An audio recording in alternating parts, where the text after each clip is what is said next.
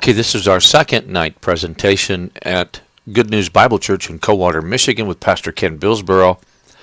It was entitled The Coming Worldwide Financial Collapse. Bible prophecy warns that a time is coming when the entire global economic system will collapse. So devastating will be the collapse that all things we now consider of value will become worthless. Even gold and silver will be cast into the streets as just another worthless metal. We believe that there will very soon be a shaking up of the present economic world order, which will allow for the implementation of this system of the Antichrist, who will rule over this new financial system. The Bible warns us of this in the book of Revelation and calls this economic system the Babylonian system. And it will be taken down by God himself as he destroys the present God of this world, the almighty dollar, and the root of all evil, and Satan.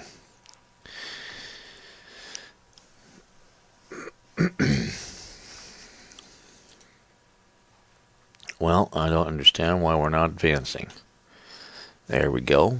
What countries currently face, modern technology, even in the midst of recording this live, I didn't have one problem at the church, but here we're doing the video and we seem to have glitches all over the place. What countries currently face financial crisis around the globe?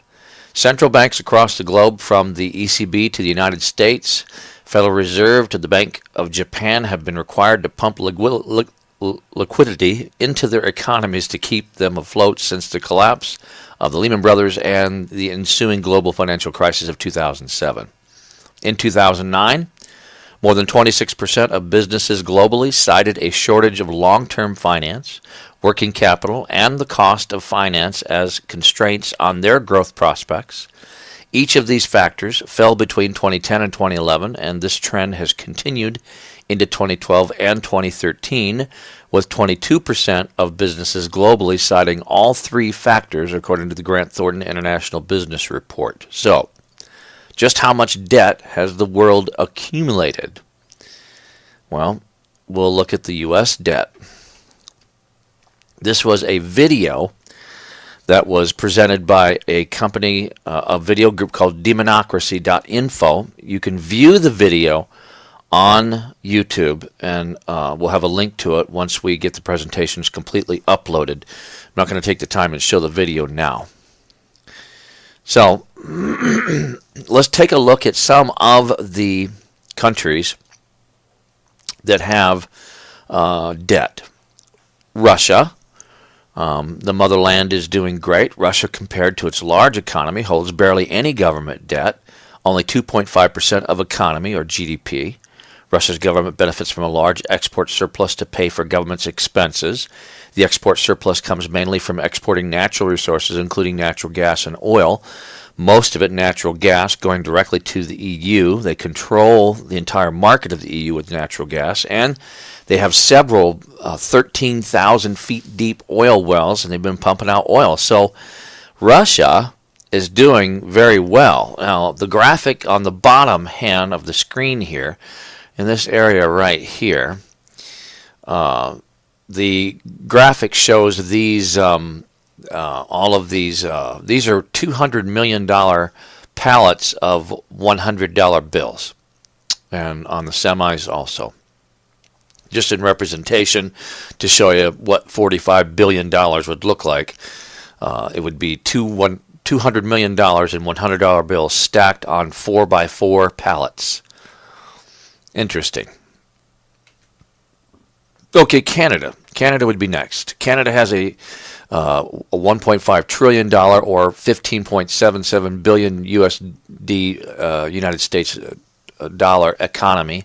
So it's a 1.5 trillion, while carrying a relatively insignificant trade deficit of $9 billion, which is relatively small. In 2012, Canada must repay and or refinance a significant portion of its debt, and it did. It must refinance 42% of its debt, but since the country carries a AAA credit rating as of January 2012, it faces little challenge to refinance its debt, and it did, with an outstanding debt right now of $535.3 billion, which sounds like a lot, but it's not for Canada. And by the way, all these graphics are courtesy of demonocracy.info. You can go to their website and view these graphics that I'm showing you, and also the videos they have there. Very informative in reference to the debt and countries. Now here's China. The debt pile seems rather scary for China, but the size of its economy and population is not to be underestimated. The debt only accounts for 17.5% of the economy. If you look at the graphic there to the right, it's showing this great big tower of $200 million $100 bills stacked, and one down there in the center. China has the world's second largest economy. It is still experiencing economic growth and has the biggest foreign exchange reserves in the world. $3.2 trillion is their foreign exchange reserve, which means they're holding on to, at the time of this presentation at demonocracy.info, they had $3.2 trillion in U.S. dollars to go and invest and spend around the world, which they had been doing and have been doing. The bigger the foreign exchange reserves, the more power the country has to influence the value of its own currency, which is exactly what China was doing. And I'm going to move this down just a little bit so we can get the bottom portion of this too, so you can see the bottom of it. The value of the greater a country's foreign reserves, the better position it is to defend itself from the speculative attacks on the domestic currency. You can read more on foreign exchange reserves at wikipedia.com. So if we look here, we see that China had their total debt is like $1.06 trillion in outstanding debt as at the making of this presentation on demonocracy.com. Next we have Brazil. Brazil has in recent years become an economic powerhouse and is now included in the G7 group of 7 nations meetings. The economy is rated at $2.5 trillion. It's 2,517 billion U.S. dollars, with a 4.7% unemployment rate in 2011 and an export surplus.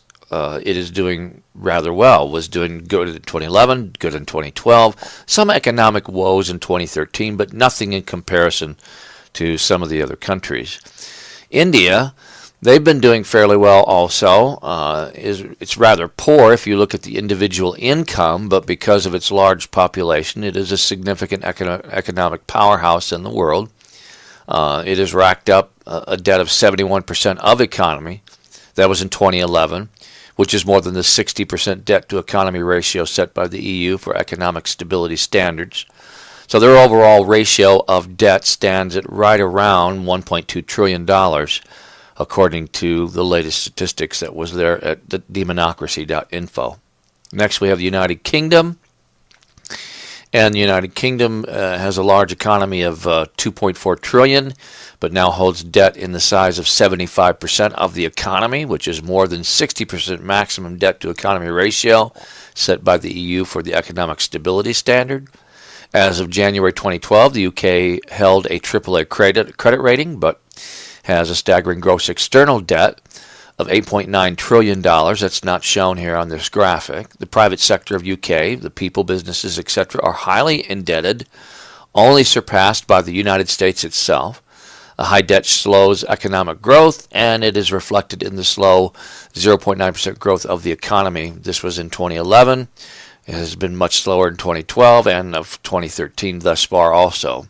Very slow, which is much lower than the 4.2% inflation, meaning people of the UK are becoming more poor as of 2011 and 2012. So some problems in the United Kingdom. You can see France. Each story of the debt stack is $10 billion. The total debt of France is higher than the Eiffel Tower.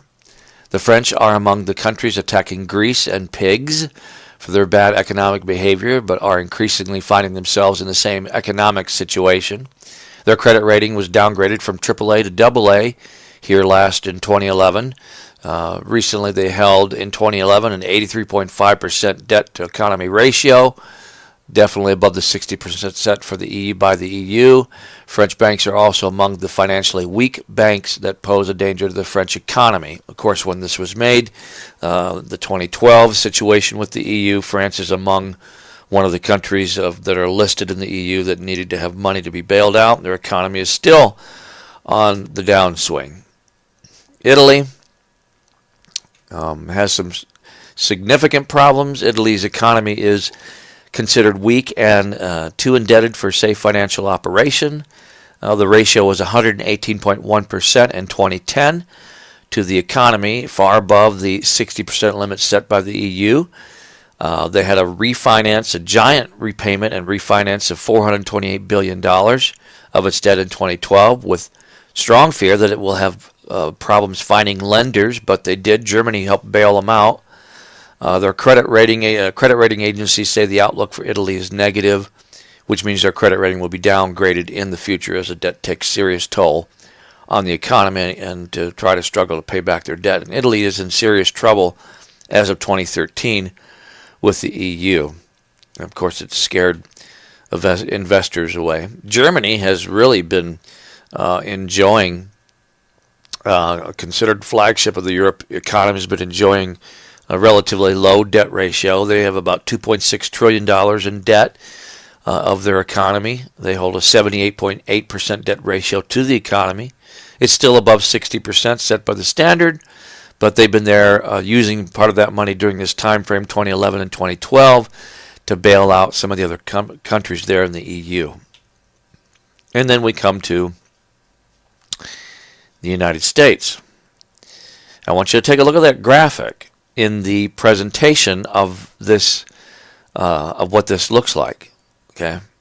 First of all, there is absolutely no other country on the face of the planet during the history of civilization that has a larger debt than the United States. Now, after the United States, we'll show Japan, but I want to show you the United States before I show Japan, just for the mere purpose of demonstrating and showing through demonocracy.info that what this graphic represents.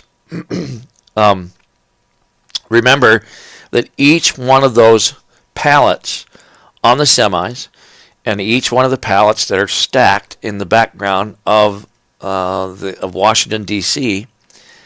equal $200 million each. Just to give you some kind of idea of the debt that the United States is holding. USA is the nation with the most debt by far in the history of human civilization. United States total debt, including personal debt, real estate mortgage debt, consumer debt, credit card debt, and government debt, totals a mega $47.9 trillion, and that was in 2011-2012. So it's roughly 2,400 trucks full of money. That was the U.S. debt clock. U.S. borrowed an $12.2 billion or $12.2 trillion in 2011. Roughly 2.5 times the towers of cash in the background there that we see to the right. The USA runs a mega 35% budget deficit, and that's even higher now, far above the 3% max limit set by the EU for economic stability standard. A 3% max was set for the United States only because it's such an industrialized economy. And then it goes on to say that with industrialized world economies in crisis, the USA faces little problem to finance its budget deficit in 2012 and 2013 and 2014, since world's money is currently flowing into the United States in great numbers as investors try to find safety where to store their money, since Europe is not safe. Neither are banks. So at the making of this presentation at demonocracy.info, money was still flowing into the United States. But since that time frame, now here 2013, we have Saudi Arabia angry with the United States with its releasing of its sanctions, the eliminating of the sanctions against Iran, because they're telling the world they're not going to develop a nuclear weapon, right? And of course, the EU will follow. So we're looking at somewhere in the neighborhood of right around 40 or $45 billion that will be released that will be given to Iran that will be used on, I know, gut feeling tells me it will be used to develop several nuclear bombs. And it's being done on purpose. And as long as the United States has access to cheap credit due to scared investors willing to hand over their money in name of safety, the United States interest payments will remain far below normal. As of February 2012, the debt numbers are as followed. And this was the repayment of the debt, the standing of the debt. So over to the right of the bottom of the screen, as of October 2013, we were sitting at around $16.8 trillion. And the interest on that debt alone is somewhere right around $221 billion every month. So we have no problem with structuring this debt. It does sound like it's a lot of money that we owe, and it is. And it is dangerous. But currently we have no problem structuring the debt because our dollar is the world reserve currency. But that in itself can be very detrimental to our country if other countries start saying we don't want to put our money with the American dollar. What other country, what other money could we put our money with that would earn more money than what the American dollar could pay? Because although we have petrodollars, which is still right now very strongly coming under scrutiny with Saudi Arabia, Obama did something let me take just a brief moment here. Obama did something that would really made the king of Abdullah very angry in Saudi Arabia. It has to do with Libya and Gaddafi, and it also now has to do with Iran, and it has to do with Mohammed Morsi in Egypt. Obama has been and was supposed to be loyal to King Abdullah of Saudi Arabia. And Iran really is not an ally of Saudi Arabia. If you do your research, you'll find that Iran, the Persian Empire, controlled that entire region, including Saudi Arabia, including Ethiopia, including Iraq, including Israel, including all the countries that where the oil is the richest. They had complete control of that kingdom. And then during wars and with the Persian Empire, over a period of time, they lost control of a major portion of it all. Well, they have been in conflict, and they're not allies of very many nations at all. And it's the difference between, of course, the Sunni and the Shiite Muslim faith, and the heritage of each one. So Obama had showed quite a bit of allegiance and loyalty to Saudi Arabia, but by him making the decisions he's made with Iran, lifting sanctions, and by him making the decisions he has against not attacking Syria and taking Assad out, Saudi Arabia has wanted Assad out for years. They want him gone, and King Abdullah very well could replace Assad with one of his own family members to run that country and achieve the goal of receiving oil production out of that country that would make Syria relatively economically rich. So Obama has another plan and has other plans in relationship to this, and you will see as the tribulation period unfolds what that plan was and how the correlation of the nations that Obama is bringing into perspective will equally match what Psalms 83 and Ezekiel 38 and 39 say will happen, that these nations will come against Israel. And we have a video here I could show. I'm going to pass the video. We'll go directly to Japan. And here is the crippled Fukushima plant. I just read this evening as I'm recording this, October 27th, 2013, that the ground underneath the Fukushima plant is giving way. It's sinking. So because of the leakage in the water and the torrential rains and the floods that have happened over the typhoon seasons that have hit Japan, so we could be hearing of some very catastrophic events taking place in Japan over the next 4 to 6 weeks or less. Anyway, you see the dwarf size of the semi-trucks down at the bottom and all the cash that's wrapped around the entire Fukushima plant. This is a pictorial representation of Japan's debt. Japan's debt stacked around and the destroyed Fukushima nuclear power plant. Japan could have built a wall of money to keep Fukushima safe from the tsunami with all the money they borrowed. Fukushima power plant compared to the trucks is giant. Japan is a unique example, though. It holds a massive 225% debt to economy ratio, and this is only possible because of loyalty of Japanese people to the Japanese government. Japan's people are the main buyers of Japanese government debt, and as long as they blindly buy the debt and interest rates don't go up, they can practically run up the debt indefinitely. So the issues start when everyone starts wondering how they will get the money back. While historically having a good export surplus, Japan still has 2 lost decades where it has experienced no economic growth. This is mainly due to the large amounts of debt. And, of course, with inflation setting in too with Japan. And the economic woes have begun. We know that the earthquake that hit it destroyed about a third of Japan's own crops and economic prosperity for food up in northern Japan. We know that that area is no longer inhabitable by people, so they had to move, and they've been ravished this year by typhoon after typhoon after typhoon.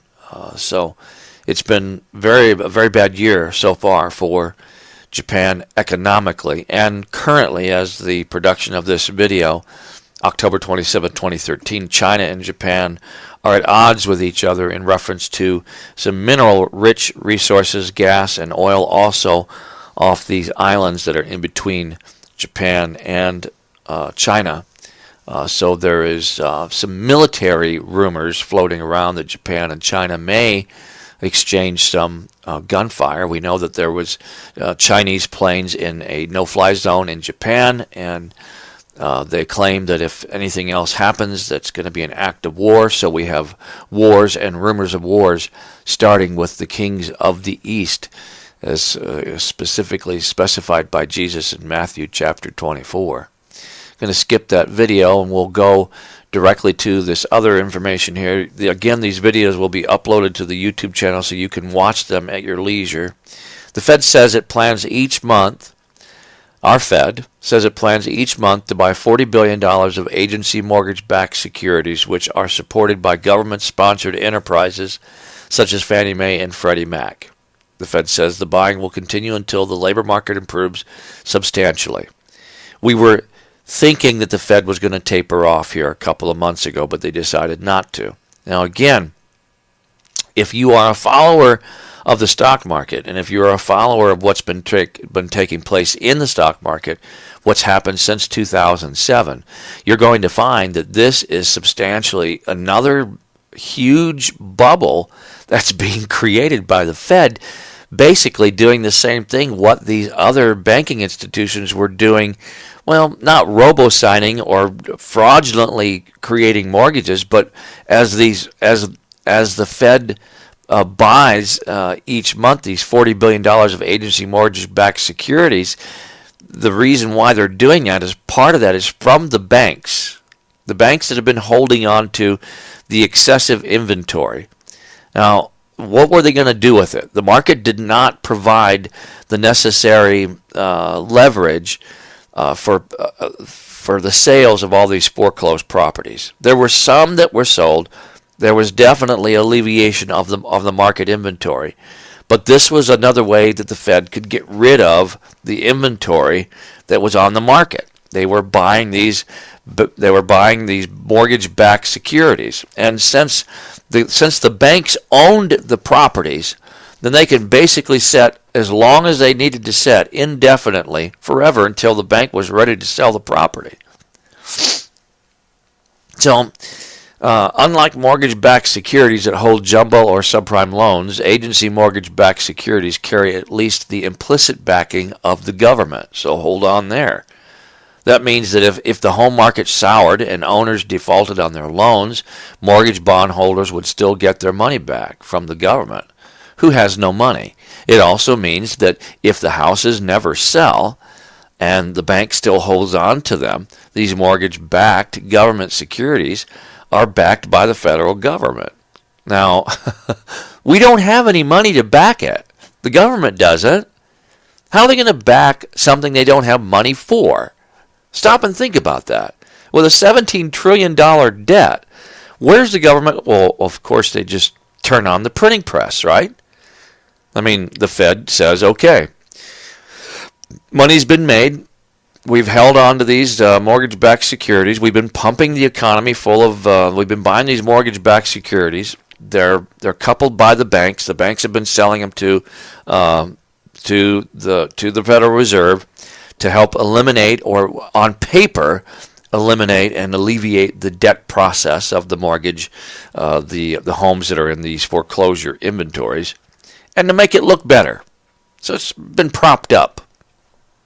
If the American people, by virtue of the Federal Reserve, are quietly being made the bag holders' last resort, so who are the bag sellers of last resort, receiving so far $1.2 trillion in round 3 compensation from the people's representative, which basically is being sarcastic from the Federal Reserve, is who's been paying it.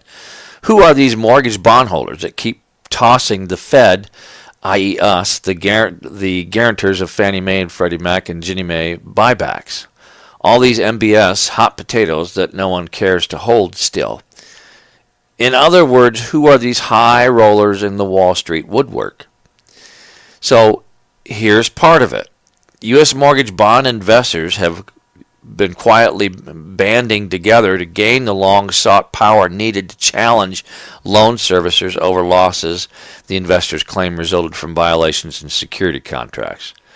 The group holding a third of the $1.5 trillion mortgage bond market has topped the key 25% threshold for voting rights on 2,300 private label mortgage bonds.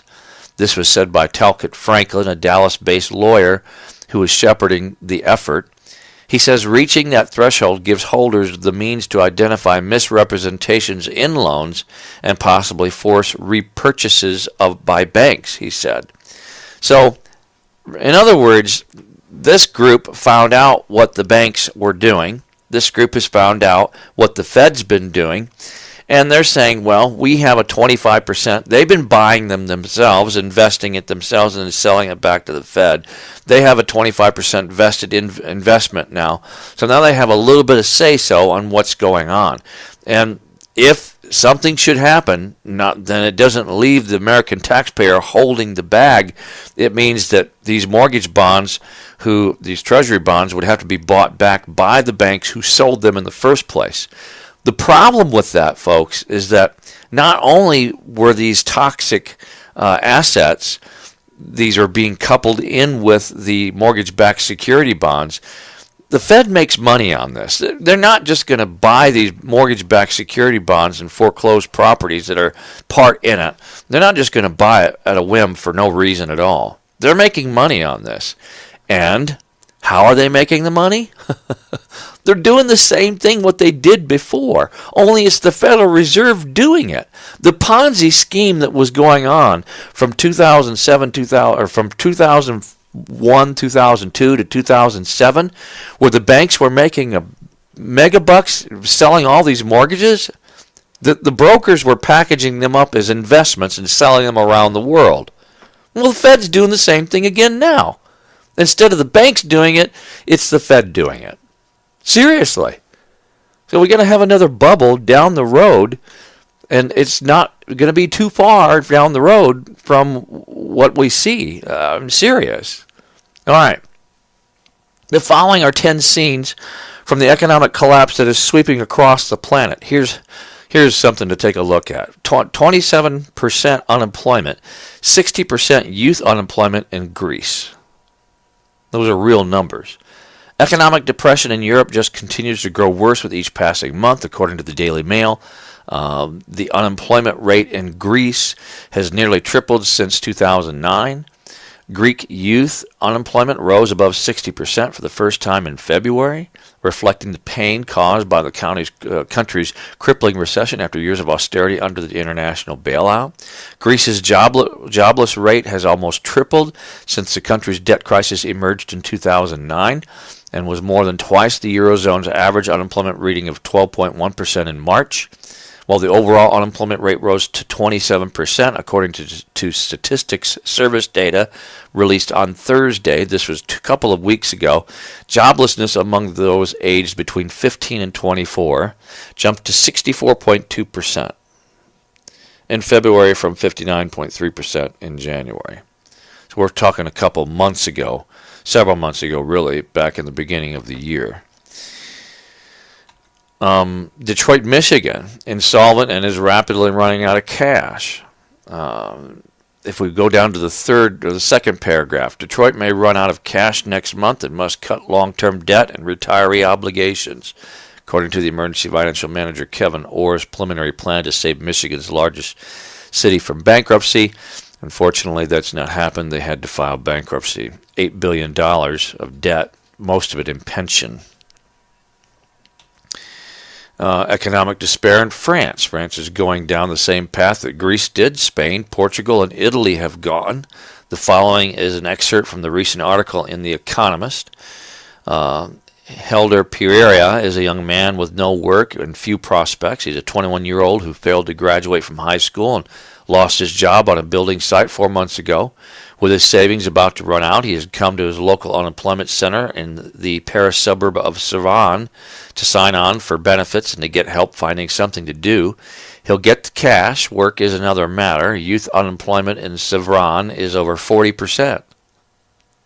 40% unemployment in France with the youth. Number 4, 7,000 abandoned buildings in Dayton, Ohio. All over the upper Midwest, there are formerly great cities that are dealing with thousands of abandoned buildings. Dayton, Ohio is one example. Like many urban cities in recent years, Dayton still finds itself knee-deep in abandoned, dilapidated properties as the result of the foreclosure crisis and the economic downturn 5 years ago. So, boarded-up buildings that appear to be on their last legs litter the city as it attempts to recover. Kevin Powell, the city's acting manager of housing inspection, says officials plan to use $5.2 million, half from the state's Moving Ohio Forward program and a matching grant from the city's general fund to raise 475 abandoned properties by the end of September, which would have been this year. That will scratch the surface of an estimated 7,000 abandoned property problem that is growing. Dayton, Ohio. Overwhelmed by squatters in Spain, unemployment is rampant and people have become incredibly desperate. In fact, in some Spanish cities, you can now find entire apartment buildings that are being overwhelmed by squatters. They just recently tried to come up with a program to try to help the people who were in the apartments and in the homes. Watched the video here just a couple of days ago. This talks about a 285-unit apartment complex in Parla, less than half an hour's drive from Madrid. Should be an ideal target for investors seeking cheap property in Spain, but unfortunately 2/3 of the building generates zero revenue because it's overrun by squatters. This is happening all over the country, said Jose Maria Ferrali, the town's mayor, who estimates only 100 apartments in the block built for the council have rental contracts, and not all of those tenants are paying either. Spain got hit hard with the subprime mortgage crisis, with the investments that were sold to that country. So they've lost millions, billions of dollars. The collapse of Chinese power consumption. Energy consumption tends to closely mirror economic activity. That is why the recent collapse of Chinese power consumption is so alarming. The following is from Zero Hedge. According to CLSA's Chris Wood, using NEA data, China's monthly power consumption, the most accurate proxy for underlying economic strength, according to the current premier, growth slowed from 5.5% year-over-year in January-February 2013 to 1.9% year-over-year in March, the slowest growth rate since May of 2009. So that's an indication that the factories in China are not churning out products because they're not selling them to the United States because of the economic woes here. And this is why they're talking that more than likely we're going to have a really poor holiday season this year because people are just not spending the money. They're afraid to spend the money. Horrible economic data coming out of the second largest economy on the planet. The economic data that has been coming out of the second largest economy on the globe has been quite alarming recently. For starters, China's recent economic data, as massaged as it is to the upside, is downright awful. China's PMI numbers were the worst in 2 years. Staffing levels in the Chinese service sector decreased for the first time since January 2009. China's LEI also shows no sign of recovery. If anything, it indicates China is heading towards an economic slowdown on par with that of 2008. And if you account for the rampant debt fueling China's economy, you could easily argue that China is posting 0% GDP growth today. A lot of that, of course, is because of the fact of things not being sold at the level they were here in the United States and around the world. Back in the 1970s, about 1 out of every 50 Americans was on food stamps. Today, even though we are supposedly in the midst of an economic recovery, food stamp enrollment continues to soar to new highs. The following is from CNS News. The most recent Supplemental Assistance Nutrition Program, or SNAP, statistics of the number of households receiving food stamps shows that 23,087,886 households participated in January 2013, an increase in 889,000 families, from January 2012, when the number of households totaled 22,188,732. Most recent statistics from the United States Census Bureau from December 2012 puts the number of households in the United States at 115 million. If you divide 115,310,000 by 23,087,866, that equals 1 out of every 5 households now receiving food stamps. 1 out of 5. Child hunger in the United States. Those that work for the big banks on Wall Street may have no problem feeding their children, but overall there is a rapidly growing child hunger crisis in America today.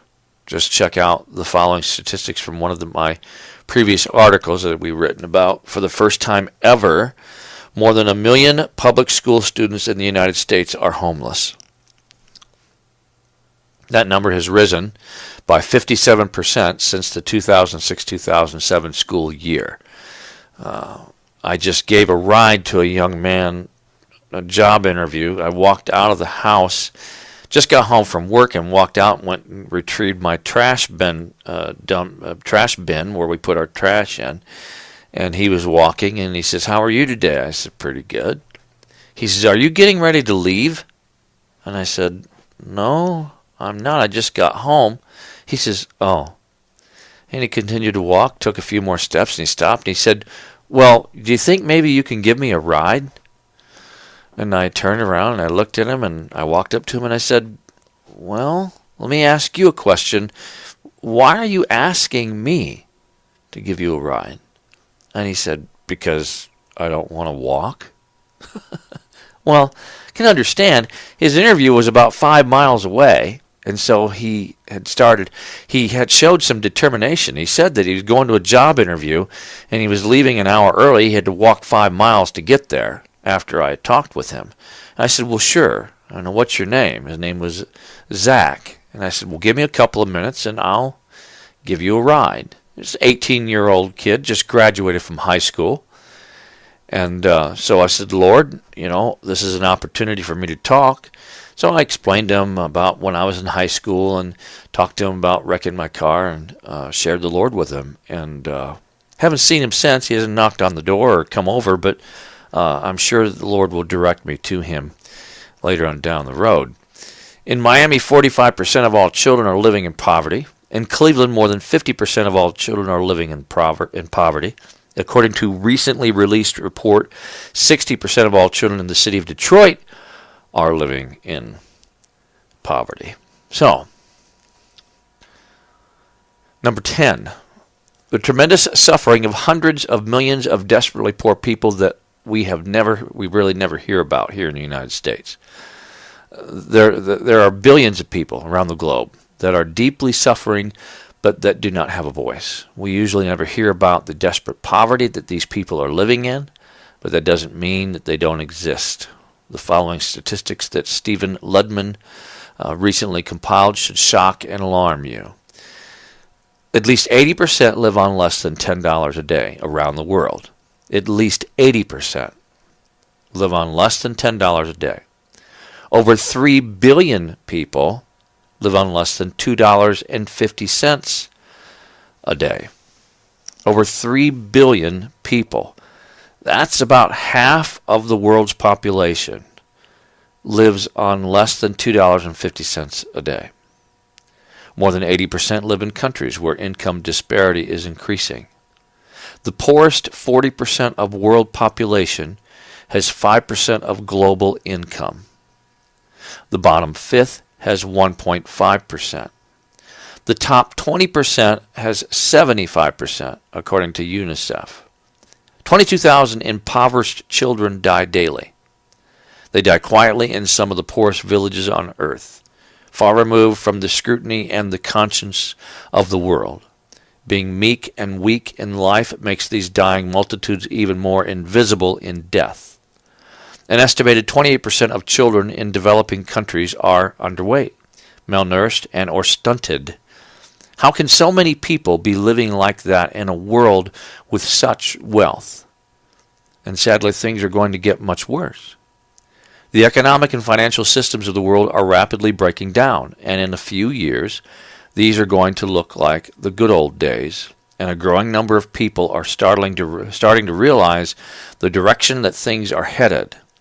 And for example, according to a survey that has just been released, 48% of all Americans believe that the best days of America are now behind us. Just look at that. Over 3 billion people live on less than $2.50 a day. 3 billion. Now, the world's population is rapidly approaching 7 billion people. So this is nearly 50% of the people in the world live on $2.50 a day. Now, when you think about that, I want you to think about, while you're watching and listening to this video, that the number of people here in the United States, even if you are on welfare, receiving food stamps, EBT, SNAP program, if you got a cash grant and you're in an apartment, you're living like a king or a queen in comparison to almost half of the population in the world, even if you have just that in the United States. What's even more alarming that you may not realize is that the only reason why you're doing that, why you're able to do that, is because the American dollar is the world reserve currency. And countries that have the poorest countries in the world don't have the ability to turn on their printing press and just print money that they need to give to their citizens who don't have jobs or food or shelter.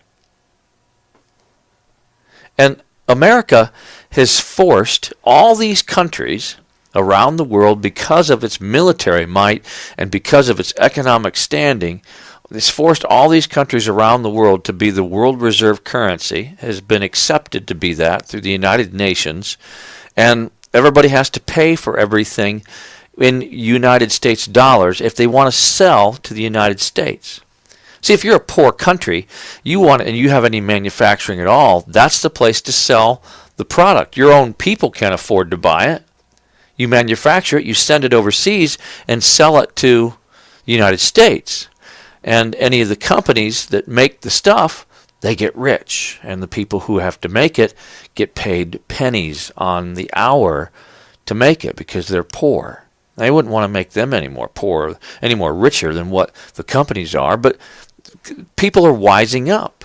The Middle East is an example. The Bible prophecy of the Middle East from Isaiah chapter 9 forward that's being fulfilled is these people are wising up to the dictatorships and to the kingdoms and the nations that are rising against each other because of the economic depression that's there. People, especially the younger people, who go in and get college educations and come out and can't find a job. They can't do anything. They're very poor. They want to come to the United States and get a job. Even that's, they're being detoured away from that. We've reached a point, folks, in this world financial system that something needs to give. Something's going to break. And it's not prosperity that's going to come. We're going to see a financial collapse. Now, the Bible speaks of a transfer of financial wealth in the latter days. But that's explicitly talking about the wealth that was given to the descendants of Ishmael back to the descendants of Abraham and Isaac and Jacob.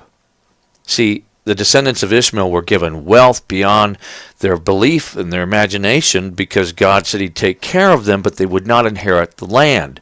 So he knew down the road that they'd be very wealthy because of oil.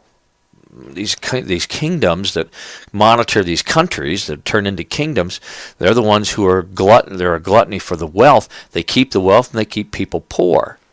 The people that are poor are going to rise up against the governments. And the people who rise up against the governments are going to want money. And then once they've at least, if they can't get the money, then they believe that Allah will bless them if they can go to the Holy Land and be there and take control of it. And they'll rise up and they'll march against Israel. That's what we see taking place now. That's what's going to take place in the very near future. And that's what will fulfill Bible prophecy. So, what about the United States? Here's 20 statistics about the fall of the United States economy that are almost too crazy to believe. If you know someone that actually believes that the United States economy is in good shape, just show them the statistics in this video. The following are 20 statistics about the fall of the U.S. economy that are almost too crazy to believe. Number one, back in 1980, the U.S. national debt was less than $1 trillion. Today it is rapidly approaching $17 trillion. During Obama's first term, the federal government accumulated more debt than it did under the first 42 U.S. presidents combined. Number three, the United States national debt is now more than 23 times larger than it was when Jimmy Carter became president. Number four, if you started paying off just the new debt that the U.S. has accumulated during the Obama administration at the rate of $1 per second, it would take more than 184,000 years to pay it off. Just over the last 5 years. The federal government is stealing more than $100 million from our children and our grandchildren every single hour of every single day. Number six, back in 1970, the total amount of debt in the United States government's debt plus business debt plus consumer debt, etc., was less than $2 trillion. Today it is over $56 trillion. According to the World Bank, U.S. GDP accounted for 31.8% of all global economic activity in 2001. That number dropped to 21.6% in 2011. Number 8, the United States has fallen in the Global Economic Competitiveness Ranking compiled by the World Economic Forum for 4 years in a row. According to The Economist, the United States was the best place in the world to be born into back in 1988. Today, the United States is only tied for 16th place.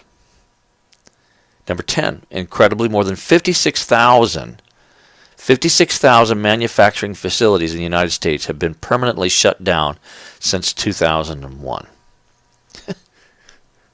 56,000. Where do you think they went to? What happened to them? Mexico. Across the seas, China. Or bankrupt.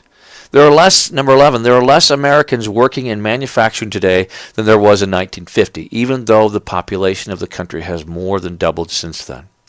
Number 12, according to the New York Times, there are now approximately 70,000 abandoned buildings in Detroit.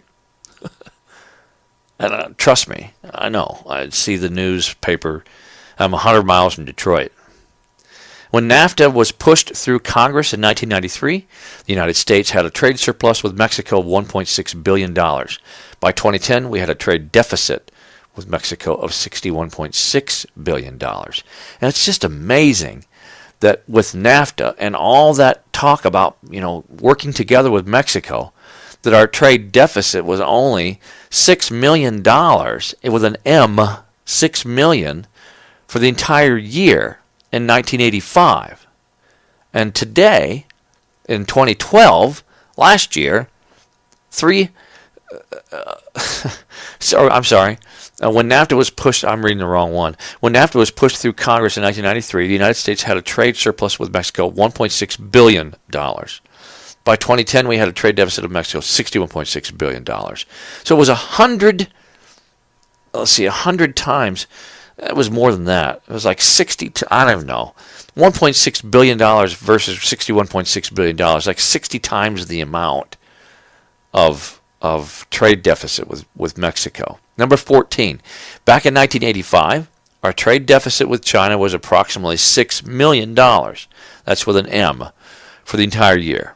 2012 trade deficit with China was $315 billion. That was the largest trade deficit that one nation has had with another nation in the history of the world. Number 15. Overall, the United States has run a trade deficit of more than $8 trillion with the rest of the world since 1975. What about the United States?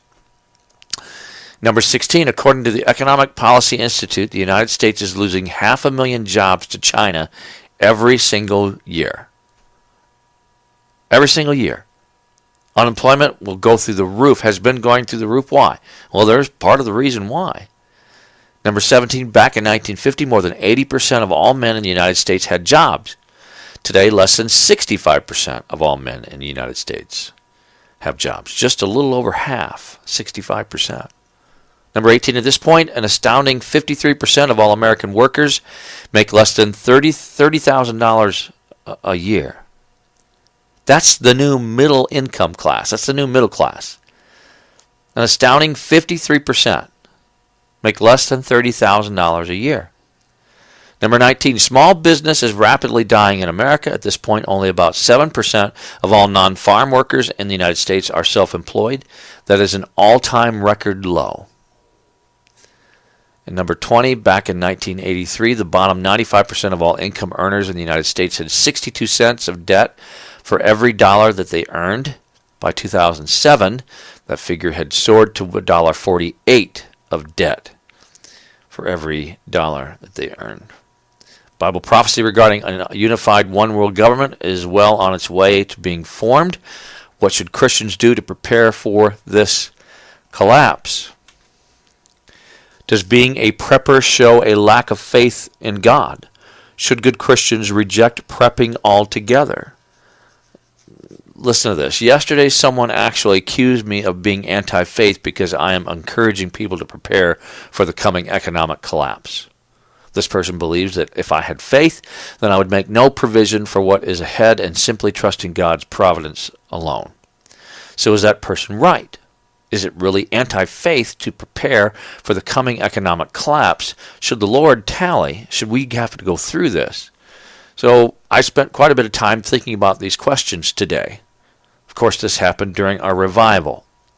Here's what I believe the Bible tells us to do. I think that we would all benefit greatly by taking advantage of the wisdom found in Proverbs chapter 6, verses 6 through 11. Go to the ant, you sluggard. Consider its ways and be wise. It has no commander, no overseer or ruler, yet it stores its provisions in summer and gathers its food at harvest. How long will you lie there, you sluggard, when you will get up from your sleep? A little sleep, a little slumber, a little folding of the hands to rest, and poverty will come on you like a thief, and scarcity like an armed man. You don't prepare when the storm hits. Rather, you prepare while the storm is still off in the distance. Throughout the Scriptures, those that prepare are commended for example, just check out the following parable of Jesus that we find in Matthew chapter 25. He says, "At that time the kingdom of heaven will be like 10 virgins who took their lamps and went out to meet the bridegroom. 5 of them were foolish, 5 were wise. Foolish ones took their lamps, but did not take any oil with them. The wise ones, however, took oil in jars along with their lamps. The bridegroom was a long time in coming, and they all became drowsy, and they all fell asleep." What I was saying here is that when I'm trying to do my best to warn people about what is coming from my little spot on the wall here in Coldwater, Michigan, but in the Scriptures, those that are aware that a threat is coming are responsible for warning others about it. Here's a short excerpt from Ezekiel 33. "Son of man, speak to your people and say to them, when I bring the sword against a land, and the people of the land choose one of their men and make him their watchman, and he sees the sword coming against the land and blows the trumpet to warn the people, then if anyone hears the trumpet but does not heed the warning, and the sword comes and takes their life, their blood will be on their own head. Since they heard the sound of the trumpet but did not heed the warning, their blood will be on their own head. If they had heeded the warning, they would have saved themselves. But if the watchman sees the sword coming and does not blow the trumpet to warn the people, and the sword comes and takes someone's life, then that person's life will be taken because of their sin, but I will hold the watchman accountable for their blood." So we are watchmen on the wall, here on the internet and in our own towns, and in Bible prophecy we warn folks of what's happening. So are you blowing your trumpet? Are you letting folks know? In America, is America and her fate in the Bible? To sum up, we have a lot of people expecting the end of America, and they envision it in 2 main ways. The secular perspective offers a mountain of reasons why a complete economic collapse is inevitable soon. The Christian perspective argues that a complete military defeat is coming at God's hand, also soon and inevitable. Which one is right? Of course, if you are an American like me, you hope neither, but neither of these pessimistic perspectives are what you were wanting to hear about your home country. You don't have to be an American to dislike the concept of such a large nation and its citizens going through such tribulation. Even selfishly speaking, the fall of America, or the reserve currency of the world it produces, would send the world into depression and chaos. Could something this devastating really happen to not just America, but the whole world, and soon at that? We do not have to be in the dark on this question if we consult the Bible and understand it properly. As many rightly argue, it would make no sense that a book that has predicted the fates of many empires in history does not have something to say about the greatest nation of the end times, and arguably the greatest world-ruling hegemony of all times. This is not to say it will be easy to identify or that everyone will agree with your identification. But since 1998, when I first heard of the idea, I've become convinced America is actually spoken of in the book of Revelation. The prophecy of Mystery Babylon from Revelation 17 and 18 was mentioned earlier. Many think this refers to the Roman Catholic Church, the Vatican, or even Iraq, which is home of ancient Babylon, rebuilt by Saddam Hussein beginning in 1983. However, when you look at all the detailed clues and take them at face value, the best fit by far is none other than the United States of America, if you want to parallel it.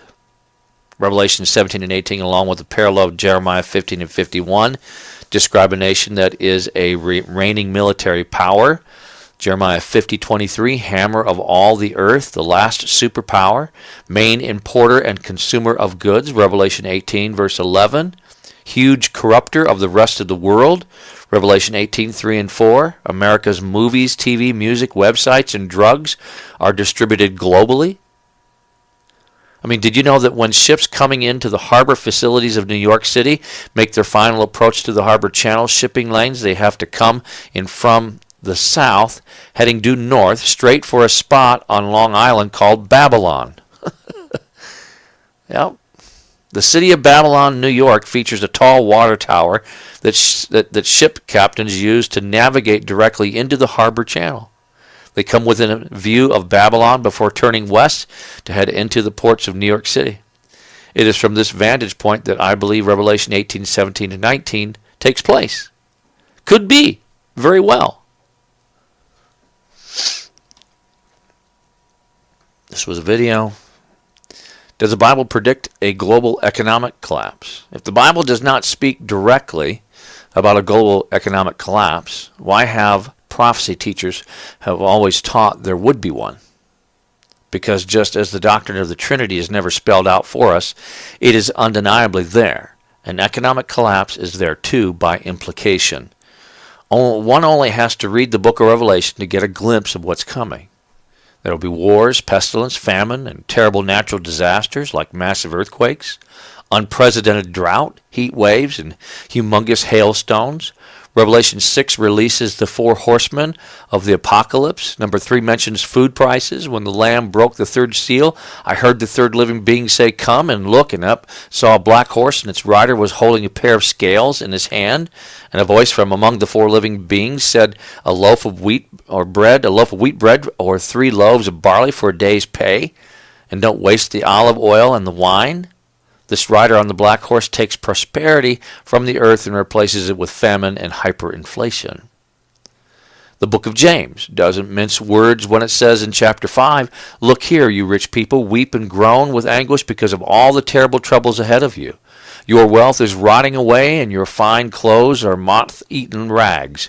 Your gold and silver have become worthless. The very wealth you were counting on will eat away your flesh in hell.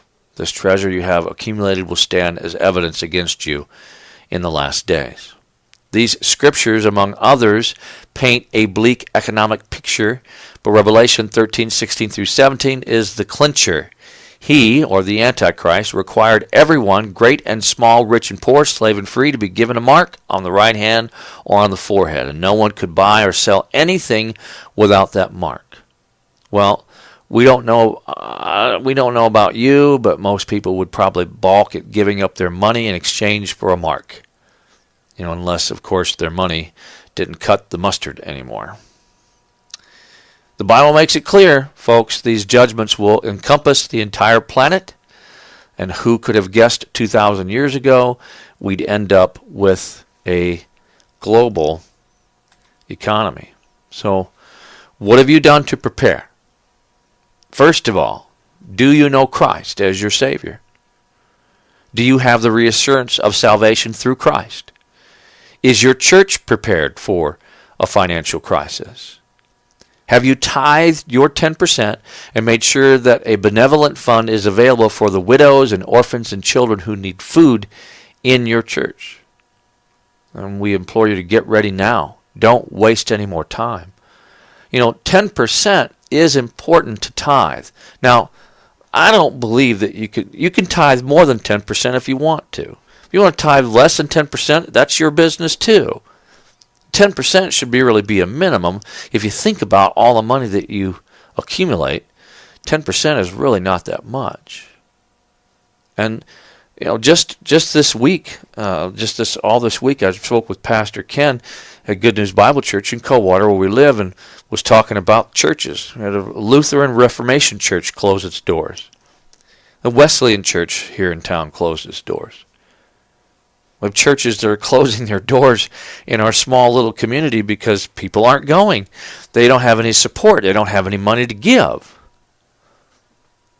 But even like the widow who came in and just gave one penance, Jesus said her gift, her giving was meant more than everybody else's because it's all she had to give. Be prepared. Start preparing now. If the Lord tarries and these things take place prior to the rapture, you need to be prepared because there are going to be people who will be coming to your home who are going to want food. You're going to have children, people in your own family that will want food. They're going to be hungry. You're going to have people come to your church who want a refuge. There'll be people, there'll be widows, and there's going to be people whose insurance has been canceled. They're going to be financially crushed over Obamacare. They're going to have nothing. They're not. Their health will fail them. This is a true moment in the history of the church to show how much it truly does care about people. And I'm telling you, the church is so inward, it is catastrophic of what's going to take place. People are going to look at churches and are going to say, you're a Christian and you won't help me? It's an opportunity to reach out. Even if it costs you your life, it's an opportunity to reach out. Okay, this is going to conclude our second presentation of the End Time Revival that was at Good News Bible Church in Coldwater, Michigan.